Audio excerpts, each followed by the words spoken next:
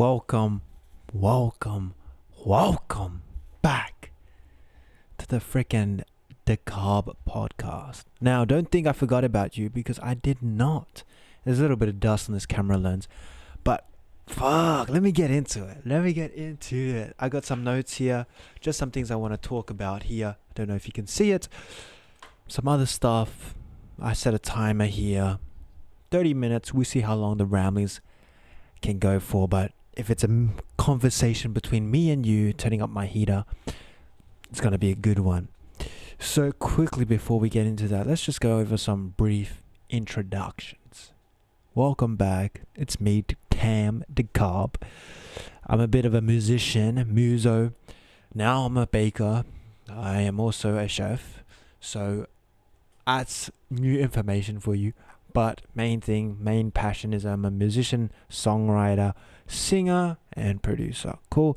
Just wanted to mention I'm in the system. I'm in the ecosystem with Apple, and may I say, this is the craziest and life-changing experience of my life.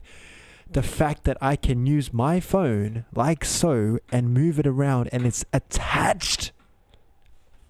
Maddening how cool and great that is. So I'm gonna keep it rolling. I was wondering why that bitch was so cold. Cool, let's get into it. So first topic of mine. How you guys been doing? I have not forgotten about you. Don't you ever think I've forgotten about you. And my parents and brothers may come up the stairs over there, and so don't mind them. New environment, new scene, kind of cooked, but we get into it because I don't want to tingle your balls just a little bit too long. So let's dive into it. So, doing music for a long time, 6+ years. Question very broadly, and let's dissect it slowly into each incremental section. I was in the shower, right? And I was talking to myself, trying to elaborate on my thoughts. And something that I came up to, or that I realized, and it doesn't have to apply with music, but I'm going to use music because I'm a fucking muso. Cool. But it applies for everything. When you start something, especially for me, in my case, with zero experience, so I started music when I was 16, did not sing, couldn't play a fucking instrument, no one in my household, I was bad, no experience. A lot of people start off like that too. And so we use people as inspiration. Understandably so. And I think with musicians, because it's so creative, the people that we idolize, for example, a Jacob Collier, a John Bellion, a Dead Mouse. I'm watching a Dead Mouse video. They're like, yeah, I get in the studio and I just work until the song's done. 16 hours for like a month. Huh. Right. 16 hours for a month. Right. And so we tell ourselves, me and you, because, you're on the fucking same boat as me. Don't try to escape it. You and I are in the same boat. We think, 16 hours for 1 month in a row. Fucking let's run it. And what ends up happening? We doom scroll on the YouTube. You watch this video thinking, you found the secret. I'm the problem. Cool. We love that. But we doom scroll.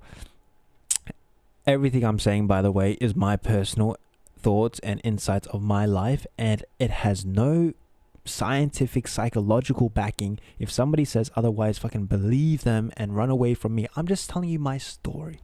Okay? And I did the same. So with music, I thought, oh man, I'm gonna do it.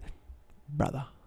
The amount of shit I didn't do because I set an expectation too high, too unreachable.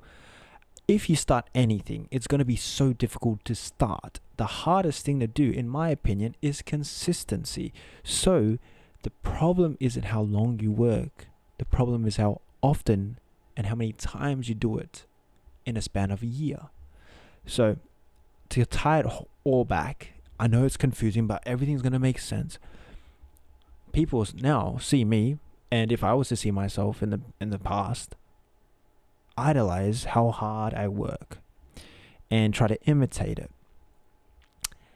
And that's because, for example, I can do 3-hour sessions. I'm working on a song. I work a full-time job, go home, work on the song, keep doing that all the time.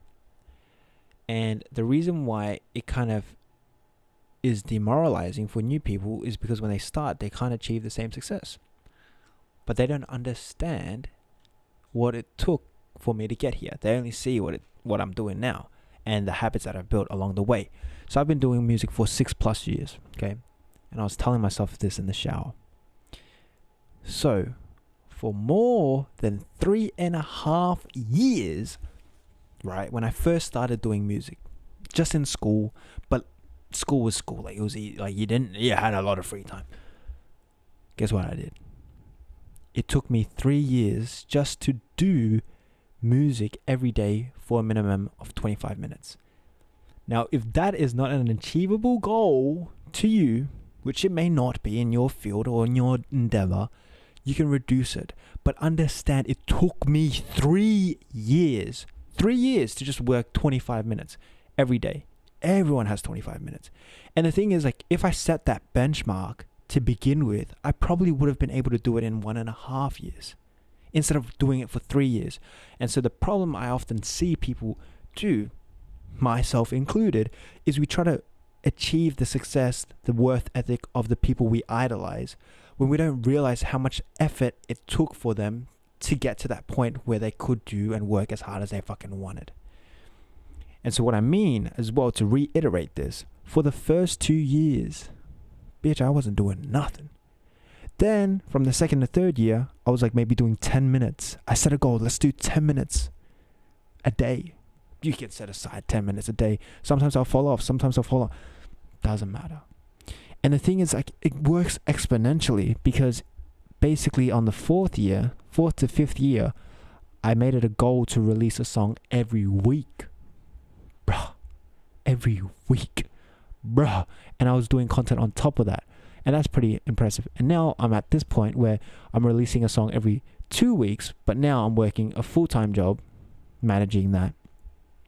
And then I'm also taking the responsibility of recording my own content, doing gym, and socializing, right? So there's a lot of different moving parts, especially because beforehand I was doing a song a week, but I had no full-time job, and I was doing content less frequently. So I'm doing content more frequently. I'm uploading a song less frequently, but I'm working on it in terms of technically hours the same. And so that's all to say that people often set too ambitious of a goal or a standard and get demoralized when they don't achieve it. But they don't see that the people that they're idolizing had years of experience to back it up. And to really drill this point home, I am not talented. I fucking suck. I told you I started at 16. I could not sing to save my life. I use autotune to this day.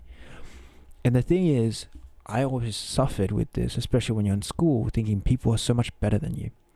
But you got to understand, same with, for example, my brother. He is so good at singing. My gosh, is he good at singing. But the thing was, he got different inputs when he was younger. And so what is quote unquote natural is just more years of him grinding away when he was younger than me. And so the same thing can be applied for everything. And so the people that are natural, quote unquote, is like they learned at a young age and were instilled the values of a high working person. To reiterate the story, what happened was when my brother first sang, he was singing in the showers when he was young. When he was young, he used to sing and people used to praise him, be like, yo, you're so good at singing, because he was young. And then when I started when I was 16, because I was older, people aren't going to be like, oh yeah, that shit fucking slaps when it doesn't slap. And so people told me how it was. But imagine when you started out, how hard that would be. Imagine never singing in the shower, how hard that would be.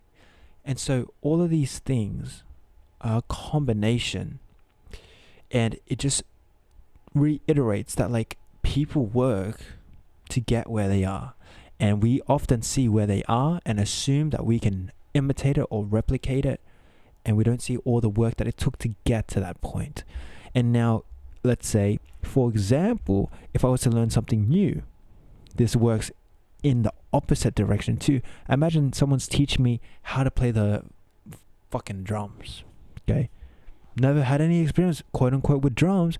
They knew that they spent 10 years learning how to play drums and rhythms really well. And they teach me, and it only takes me a year. And they're like, what the fuck? How is this guy so naturally gifted?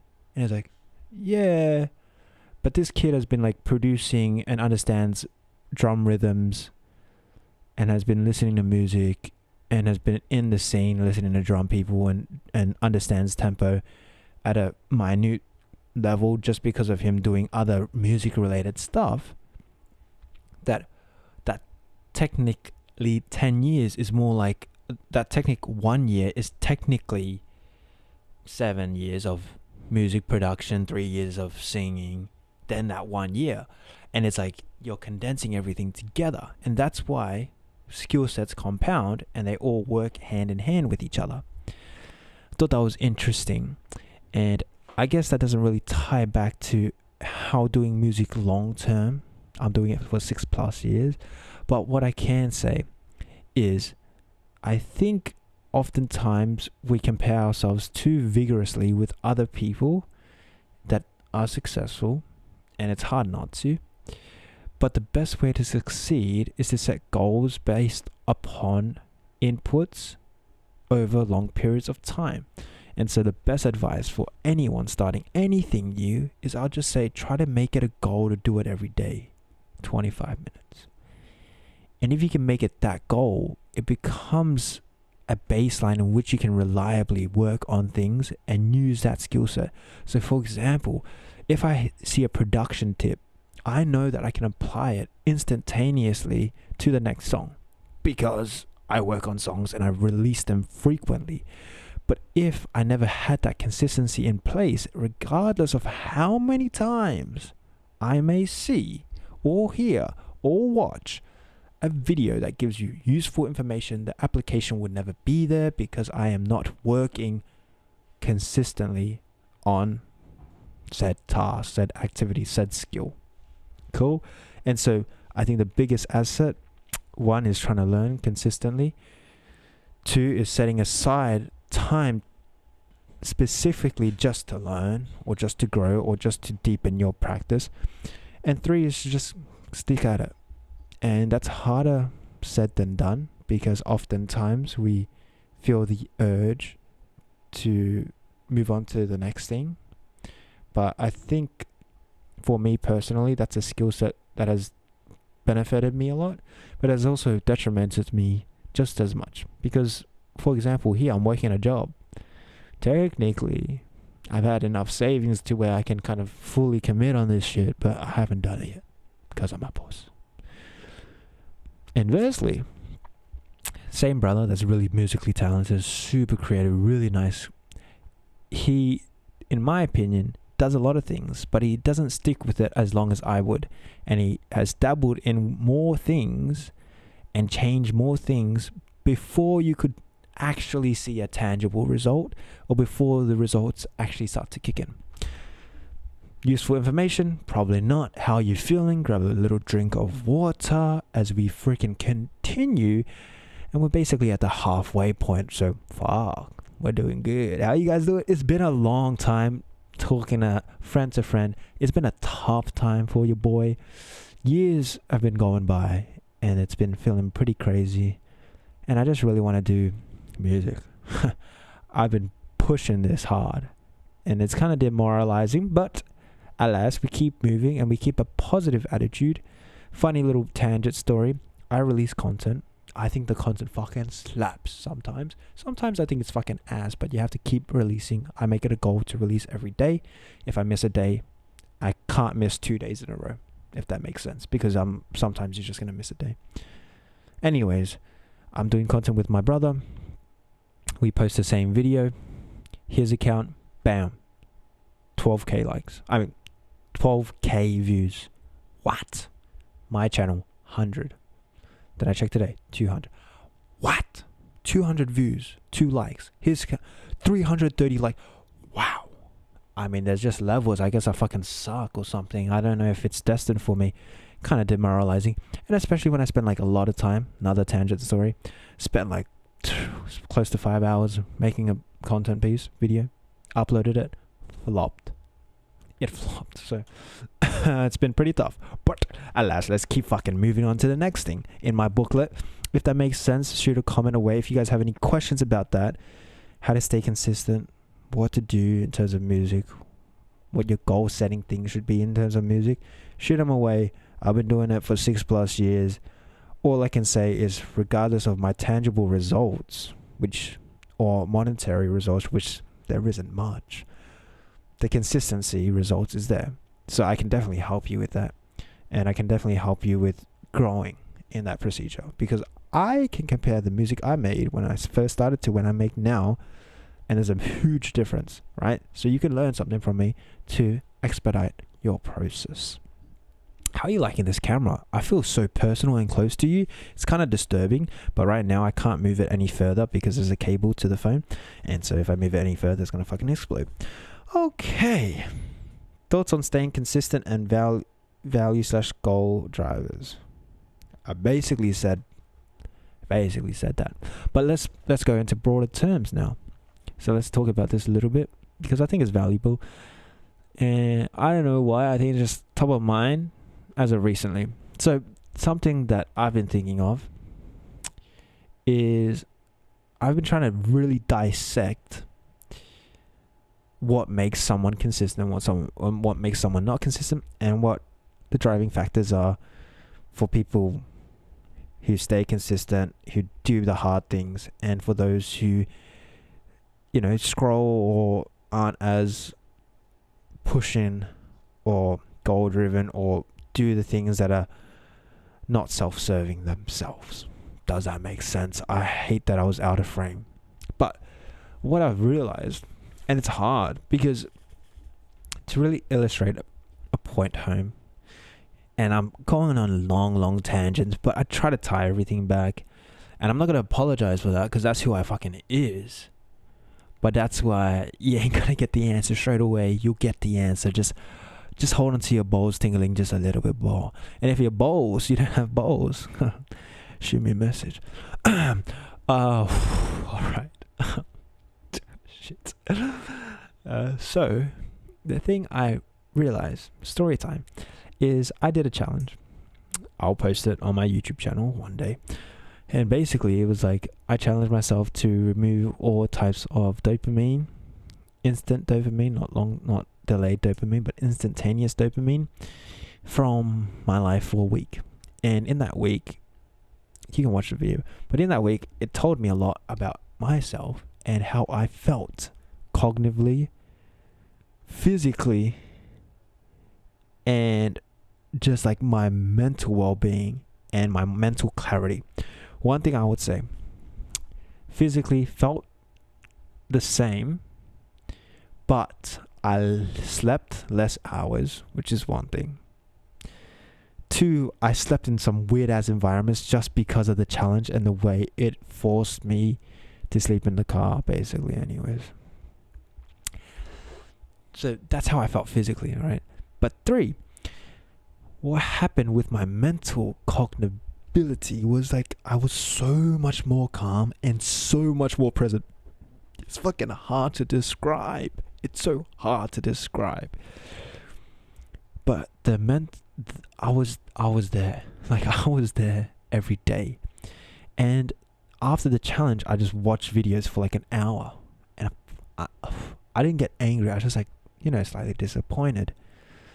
And so that's something now that has been picking away at my brain. After doing that challenge, that level of peace, calm, clarity, that sense of waking up every morning to do the goal, which is the challenge, that sense to do the actions. I was doing everything I wanted on my list. You know how you make a list every day? Maybe you're not the same as me, but you're probably the fucking same as me, because I want to fucking kiss you in the mouth. Basically, we make a list the day before. Oh, I want to produce this song, mix and master, go to the gym, cook some breakfast, cook dinner, finish work, and clean my room, right? And you have like these 7 goals. For example, I'm just listing some lists. Oftentimes, you're getting through like 3 of them. You get through work and you go to the gym and you cook dinner, but you like didn't clean your room, you didn't do laundry. You know what I'm talking about. It was crazy because I did everything on the list when I stopped distractions. And it makes sense because imagine you had that extra hour and a half that you do scrolling. Or then you can probably clean your room. You could probably also use that extra 30 minutes at the front and make some breakfast. And also because you're not on your phone in the morning, you just go straight down and do everything in a higher pace of urgency. And also the harder things that you need to get done, well, you rather do them because the aspect of you sitting on your fucking bum is more nerve-wracking than it is to be doing something. And that's the thing I found so interesting. I hated the sense of feeling boredom. I would stare at a wall for 10 minutes and that sense of boredom killed me. And I was like, every time I was bored, I was like, I need to watch something to take that instant dopamine. That if you can unlock that area and do something quickly, my fucking goodness, things are gonna unlock for you. I promise you in your life, right? And so the thing would be like, oh, I feel that boredom. How do I not feel that boredom? I need to do something, and that something has to be productive because of the challenge and the rules. So it was super cool, and it was really insightful to me personally. And so that's all to say. Consistency. Story time over. Consistency. Secrets that I found is with consistency, it isn't more about what you do. For me personally, it isn't more about what you do or what you implement or what you change. It's more about what you proactively try not to do. You will grow more by removing your bad habits than trying to grow good habits. Because the bad habits, by removing those ones, in my opinion, will drastically change your life. And so, here are some things that I found in my life as a person who is younger-ish and is absolutely addicted to the social media rat race. And if you feel the same, maybe try some of these things because they may work for you and you may fucking resonate with them, right? So one thing is food. What the fuck does food mean? I wrote this down in so much detail, but food is such a scary place to be for me because one, you are stationary, so your body isn't physically moving, quote unquote. Yes, you're shoving food in your mouth, but you don't need to physically be moving somewhere, so you don't need to protect your body. 2, your eyes are stagnant, so you can watch something. And 3, you need to get a task or objective done with no mind or thought. It doesn't require you thought to eat, right? It's like breathing. If you want to eat food, you can just eat food. So you have those 3 things. And those 3 things make it so that you can perfectly slide in something with instant dopamine. E.g., if you watch a video, you're watching the video, you're listening to the video because there's no audio cues when you're eating, and you're not moving, so you can watch the video while stationary. It makes it so much easier to watch videos and fucking fall into the rat race. The other things, right? So I'll tie it back. But the other things that I want to mention is like when you're sitting on the toilet taking a fucking shit. We understand because I've been there. Let me lick a little bit of your pussy, right? And that's cool. But that's just be aware of that, right? The other thing as well, bed. Oh, come on, are we fucking talking? The bed.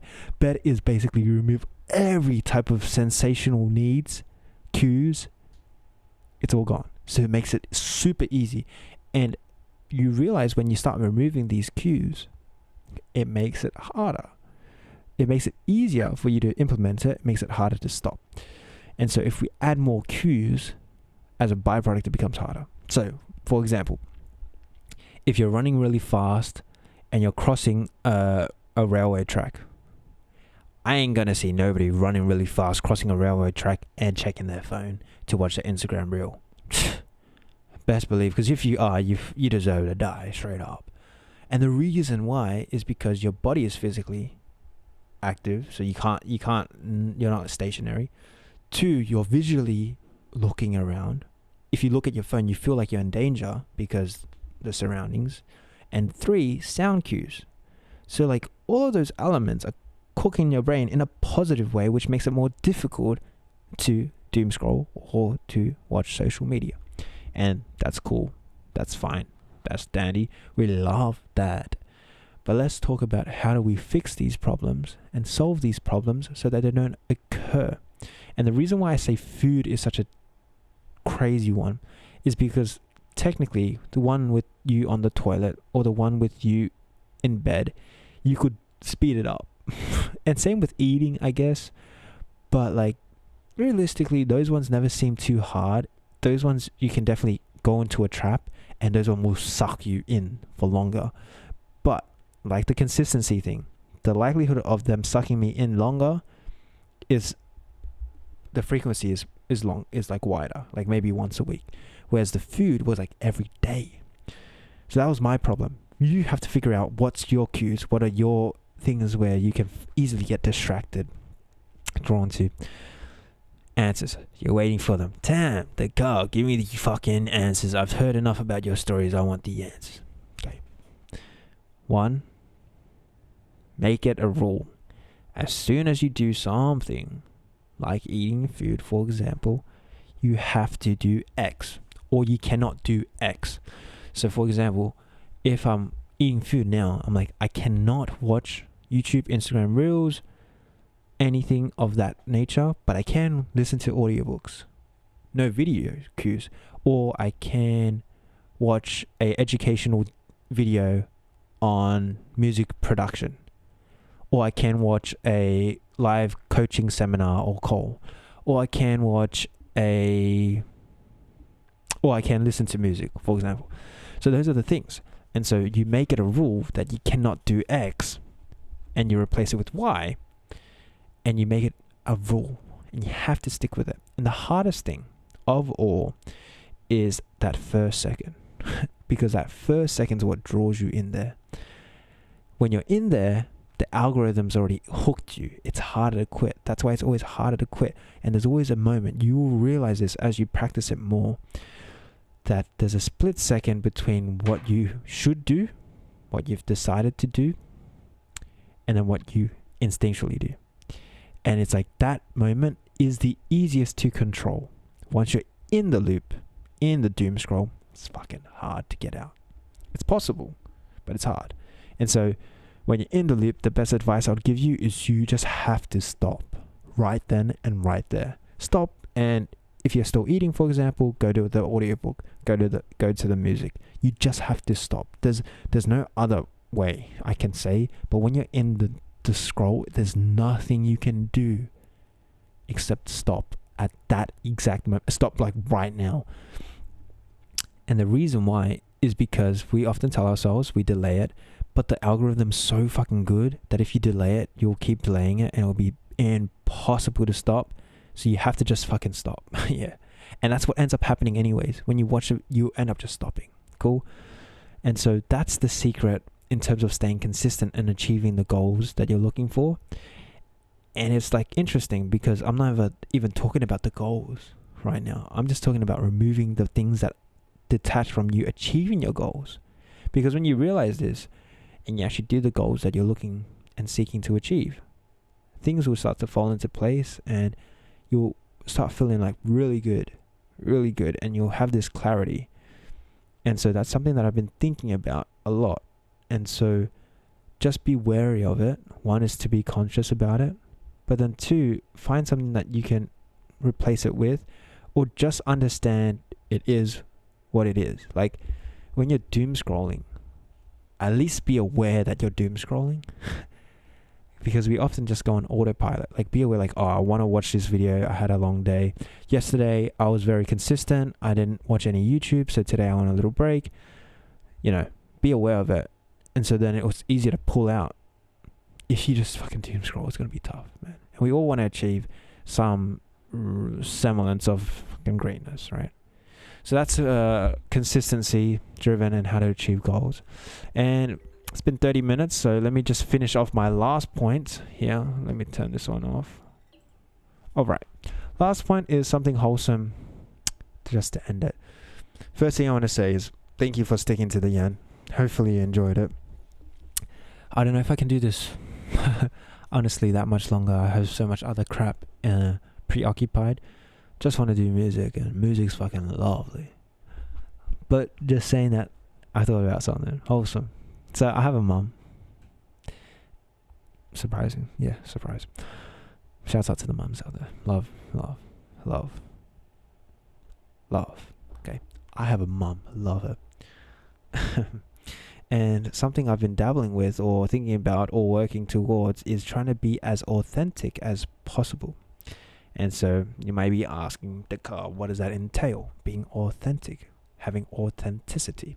Well, it just means that I express myself in the best way of who I am. And so, for example, story time.